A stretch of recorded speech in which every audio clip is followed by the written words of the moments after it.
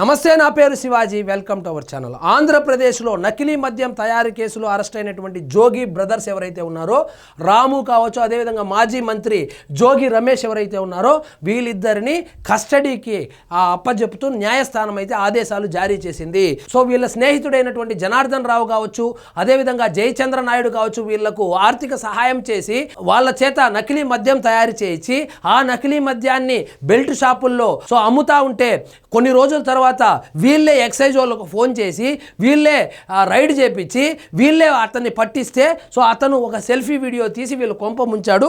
మొత్తానికి వీళ్ళని అయితే అరెస్ట్ చేశారు. అరెస్ట్ చేసి రిమాండ్లో ఉంచితే ఇప్పుడు పోలీస్ కస్టడీకి తీసుకోమని చెప్పి న్యాయస్థానం అయితే చెప్పింది. సిట్ కస్టడీకి జోగి బ్రదర్స్ నకిలీ మద్యం నిందితులకు రిమాండ్ పొడిగింపు. నకిలీ మద్యం తయారీ కేసులో రిమాండ్ ఖైదీలుగా ఉన్న మాజీ మంత్రి జోగి రమేష్, ఆయన సోదరుడు రామును సిట్ అధికారులు కస్టడీలోకి తీసుకునేందుకు న్యాయస్థానం అనుమతించింది. మొత్తానికి పెద్ద ప్లానింగే వేశారు వీళ్ళు. మేము గౌడ సామాజిక వర్గానికి చెందిన వాళ్ళమని, గౌడ సామాజిక వర్గం మీద చంద్రబాబు నాయుడు గారు కుట్ర పన్నారని, రాజకీయ కక్షలో భాగంగానే బీసీ అయినటువంటి ఆయన్ని కేసుల్లో ఇరికిచ్చి జైలుకు పంపించారని చెప్పి ఒక డ్రామాకు తెరతీస్తే ఆంధ్రప్రదేశ్లో ఉన్నటువంటి మిగిలిన గౌడ సామాజిక వర్గానికి చెందినటువంటి వాళ్ళు కనీసం స్పందించను కూడా లేదు. అంటే నువ్వు మంత్రిగా ఉన్నప్పుడు నువ్వు గౌడ సామాజిక వర్గానికి చేసినటువంటి మేలు ఏమని చెప్పి వాళ్ళు ఎదురు ప్రశ్నించడంతో ఇక మెల్లగా ఆ టాపిక్ అయితే వదిలేశారు.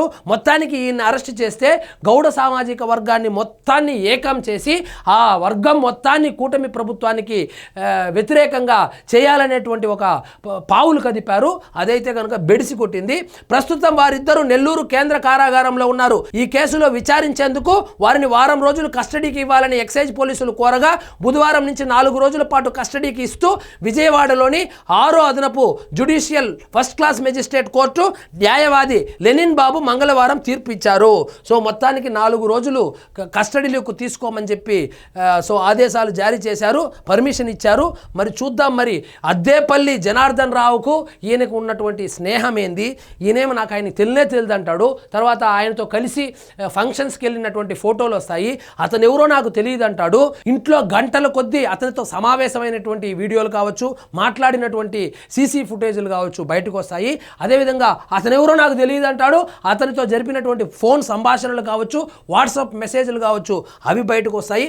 మొత్తానికి నాకు తెలియదు అన్నాడు. వాళ్ళిద్దరు షెడ్డీ దోస్తులని తెలిసిపోయింది.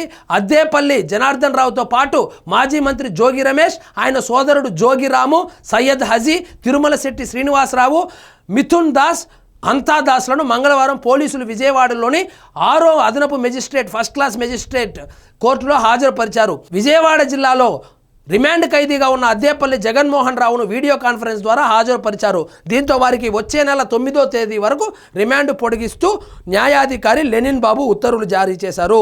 ఆ కేసులో ప్రధాన నిందితుడైనటువంటి అతను అద్దేపల్లి జనార్దన్ రావుకి అయితే కనుక వచ్చే నెల 9వ తేదీ వరకు రిమాండ్ అయితే పొడిగిస్తూ న్యాయవాది లెనిన్ బాబు ఉత్తర్వులు జారీ చేశారు. మొత్తానికి ఆంధ్రప్రదేశ్లో జరిగినటువంటి నకిలీ మద్యం కేసుకు సంబంధించి అదే తంబలపల్లి నియోజకవర్గం, అదేవిధంగా ఇబ్రహీంపట్నంలో దొరికినటువంటి ఆ మద్యం కావచ్చు, ఆ గోడౌన్లు కావచ్చు, ఆ తయారీ యంత్రాలు కావచ్చు, వీటికి సంబంధించి పోలీసులు విచారణ వేగవంతం చేశారు. దీనికి సంబంధించి అరెస్టులు అయితే తీవ్రతరం చేశారు. అందులో భాగంగా మాజీ మంత్రి జోగి రమేష్, ఆయన సోదరుడు రాము, వీళ్ళిద్దరికీ డైరెక్ట్ ఇన్వాల్వ్మెంట్ ఉంది. A1గా ఉన్నటువంటి అద్దేపల్లి జనార్దన్ రావు ఎవరైతే ఉన్నారో ఆ జనార్దన్ రావుకు మరియు జోగి రమేష్కు మధ్య ఆర్థిక లావాదేవీలు నడిచాయి. ఆర్థికంగా ఈయన సహాయం చేస్తేనే ఆయన ఆ వ్యాపారాన్ని మొదలుపెట్టారు. ఈ మొత్తం వ్యవహారానికి కర్త కర్మ క్రియ మొత్తం జోగి రమేషే. అదేవిధంగా ఈ వ్యాపారం ఎందుకు మొదలుపెట్టారంటే కూటమి ప్రభుత్వానికి నకిలీ మరకలు అంటించాలనేటువంటి దురుద్దేశంతోనే వాళ్ళు ఈ స్కీమ్ ప్లాన్ చేసినట్లు తెలుస్తుంది. అతనికి ఉన్నటువంటి ఆర్థిక అవసరాలను దృష్టిలో పెట్టుకొని అతనికి ఆర్థిక సహాయం చేస్తే, అతను నకిలీ మద్యం తయారు చేస్తే, ఆ నకిలీ మద్యాన్ని ప్రజలకు కనుక మనము విక్రయిస్తే, మనమే పట్టిస్తే, కూటమి ప్రభుత్వం నకిలీ మద్యాన్ని సరఫరా చేస్తుందనేటువంటి ఒక న్యూస్ని జనాల్లోకి తీసుకొని వెళ్ళాలి. అదేవిధంగా ఆంధ్రప్రదేశ్లో జరిగినటువంటి ఆ మద్యం కుంభకోణం ఏదైతే ఉందో దాన్ని తప్పుదోవ పట్టించాలి.